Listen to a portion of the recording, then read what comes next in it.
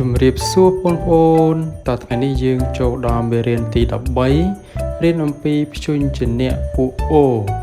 រស្លាបពីរផ្សំស្រៈតបងប្អូនឥឡូវយើងចាប់ផ្ដើមអានព្យញ្ជនៈនិងស្រៈនៅខាងក្រោមទាំងអស់គ្នាការអានព្យាង្គរស្លាបពីរអារ៉ារអិរេរអីរៃរអឺរឹរអឺរើរអ៊ុរុរអូរោរអ៊ូរូរអាលរ៉ាលរអ៊ឺឬរអ៊ីរីរអេរេរអែរ៉ែរអៃរៃរអោរោរអៅរៅរអ៊ុំរុំរអំរំរអាំរ៉ាំរអាស់រ៉ារអោះរោះរអេះរេះរអោះរោះតោះបងប្អូនឥឡូវយើងទៅអានពាក្យនិងល្បះនៅខាងក្រោមទាំងអស់គ្នាការអានពាក្យរ៉ាំរៃ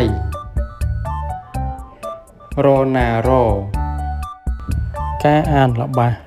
តាឈុំឈឺរ៉ាំរៃចំណាំមូសិកតន្ត្រឬធ្មេញកណ្ដុរជាវណ្ណយុត្តសម្រាប់ប្រើបំលែងសំឡេងព្យញ្ជនៈពួកអូឲ្យទៅជាពួកអចំពោះស្រៈអ៊ូស្រៈអ៊ឺស្រៈអ៊ីមិនបាច់ប្រើសញ្ញាមូសិកតន្ត្រទេព្រោះការប្រើសញ្ញានេះក៏សូរវាមិនដូរដែរតោះបងប្អូនអានសារឡើងវិញ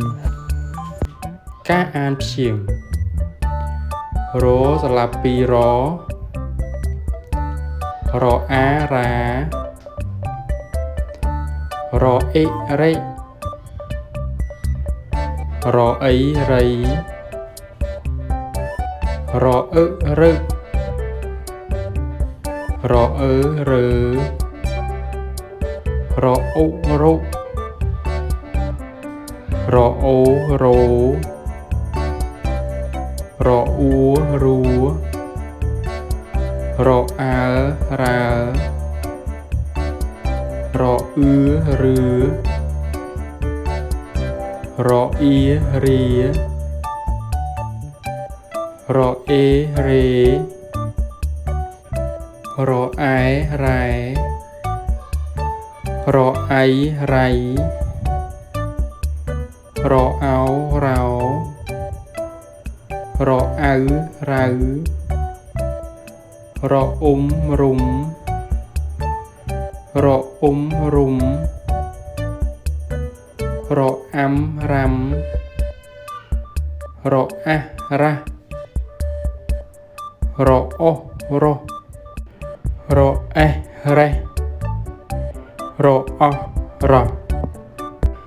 តោះបងប្អូនឥឡូវយើងទៅអានពាក្យនិងល្បះនៅខាងក្រោមទាំងអស់គ្នាការអានពាក្យរ៉ាំរៃរណារការអានល្បះតាឈុំឈឺរ៉ាំរៃចំណាំមូសិកតន្ត្រឬធ្មេញកណ្ដុរជាវណ្ណយុត្តសម្រាប់ប្រើបំលែងសំឡេងព្យញ្ជនៈពួកអូឲ្យទៅជាពួកអចំពោះស្រៈអ៊ូស្រៈអ៊ឺស្រៈអ៊ីមិនបាច់ប្រើសញ្ញាមូសិកតន្ត្រទេព្រោះការប្រើសញ្ញានេះក៏សូរវាមិនដូរដែរ